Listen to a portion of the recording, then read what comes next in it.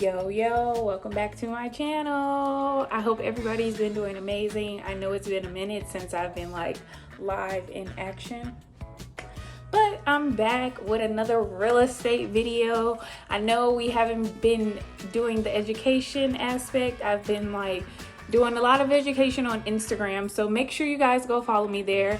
But let's just jump right into this video. I've been hearing a lot of misconceptions when it comes to buying a house. So as you already know, I'm here to set the record straight. So these are gonna be 4 out-of-pocket costs that you need when purchasing a home. Stay tuned. This is going to be 4 out-of-pocket costs if you are a buyer. This is not for the seller. This is going to be for my buyers only. First-time home buyers, whether you're reselling or, repurchasing, it pretty much you follow the same steps every time. So your first out-of-pocket cost is going to be your EMD, which is your earnest money deposit, which is pretty much just a good faith deposit, letting the seller know that we're serious, and then this is how much money that we have to put down. Some purchase contracts, technically it's only like 1% of your purchase price that is required as far as your earnest money deposit, but obviously the more you have or the more you can put down, it just gives it a little extra sauce, just it makes it a little more spicy when we're putting in that offer. And with the earnest money deposit, like I said, it's just a good faith deposit, letting them know how serious we are, but this is also going to be a piece of your down payment. So yes, you only have to put the 1% down, but in some cases, depending on the loan, you may have to actually physically have the 3 to 5% to even qualify for the loan. So you may be putting down, the 3 to 5% later on, and they may include that in your closing costs, which I will get into in a second. So don't jump ahead. And so, yes, that is earnest money deposit, which is, a part of the down payment. Now, out-of-pocket cost number 2. Out-of-pocket cost number 2 is your inspection. So I know a lot of people say, like, why do I have to pay to inspect somebody else's property? But let's remember, the inspector works for you. The inspector does not work for the seller. So the inspector is strictly working for you, so that is why you have to pay him. Technically, that cost is generally, it's ranges between like $200 to maybe like $450, or it could be higher, but honestly, it just depends on the size of the house. Like, obviously, if it's, a 3-story half mansion and like the entire property has to be inspected, and I'm talking probably like over 2,000 square feet, then yes, we're looking for something, that price is going to be a little bit higher for inspection. But if it's just like a regular, 12 to 1,400 square foot, something like big enough but not too big, generally it's in the range of like $450. Could always be lower, could be higher. Generally, us realtors and agents, we have relationships with inspectors, so we have people that we can recommend throughout the situation. So that's usually never a problem. Some people work with you, some inspectors have deals, and whatever. But yes, so that is an out-of-pocket cost. Inspectors, you have to pay for that. Okay, so out-of-pocket cost number 3 is going to be the appraisal. Yes, you pay for the appraisal. So like I already said, same thing with the inspector. These people work for you to make sure what you're purchasing is accurate. The appraiser is going to come assess the property and let you know if the asking price is of actual, worth. They're pretty much just going to come examine the property based on the neighborhood analysis and then come back with the value number. So again, this person is working for you, so that is why you have to pay that cost. Appraisals generally range from about $400 to $600. And again, this is based on how detailed the property is, if there's any attachments, ADUs, blah, blah, blah, blah, blah, how big the property is. So yes, it could be like a hefty cost.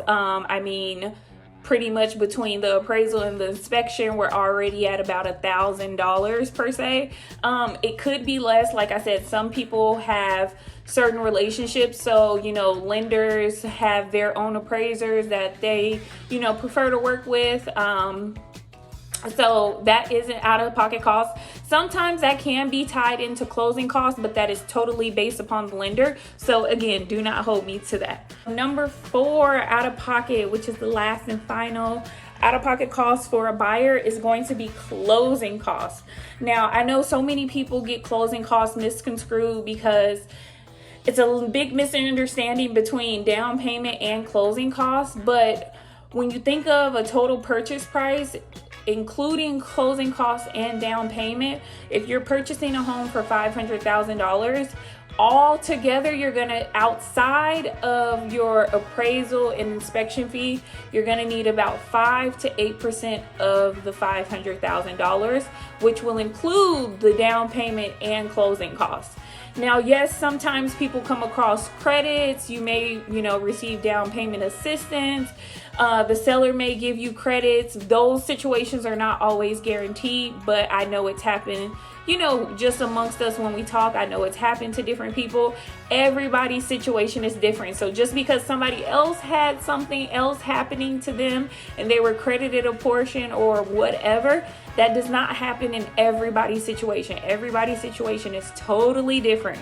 So I do not want you to think that once you pay the down payment, that's it. There is additional fees. Remember, everybody has to be paid for the transaction. So that is going to include your, home insurance fees, lender fees, title fees, everything that is pretty much in coinciding with your transaction getting recorded successfully, with the title company and your state. All of those fees are included. Your lender origination fees for even giving you the loan, making the loan, the time and effort that they put in the loan. So this is pretty much going to be, the closing cost is pretty much just a roundup of everything that is left over, left hanging. Like I said, sometimes you can get the appraisal looped in there, but it honestly just depends on the lender and if they have that option available. So like I said, I don't want to make this too long or too complicated where people get confused, but of total purchase price, you want to have about 5 to 10% saved, which includes down payment and closing costs. So you always want to leave a little extra room. And again, I do not want people to get it misconstrued that down payment and closing costs, like once you put the down payment down, that's it. There's a couple other things that need to be paid for, for your transaction to be done successfully. But that is all the, just from the beginning. Number 1 was your EMD. Number 2 was your inspection. Number 3 was your appraisal. And number 4 was your closing costs. So you have 4 out-of-pocket costs. So when you're planning to purchase a home, these are the 4 things that I need you to take into consideration. And yes, you have to pay for these out of your pocket. Everybody's gonna work for you as best they can. So, sometimes we're able to meet you in the middle, and help out with some things, but sometimes we are not able to. So, everybody's situation is different, like I tell you guys in every educational video. But I just wanted to give you that because I did not want you to start saving for a home with missing pieces. I still wanted you to have all the pieces to get it done and get it going. Hey, we're all about generational wealth, and I'm all about bringing you guys the information because I do not want you to go start this process and not know. And then when they say, oh, you need to pay for your appraisal, and do not waive any of these, don't waive the appraisal, don't waive the inspection fee just because you don't want to pay for it.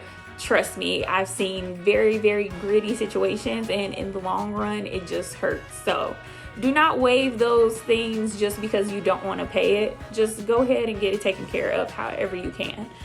But yes, as always, I'm here with the education. I'm here to give it to my people. So I will see you guys soon. Peace.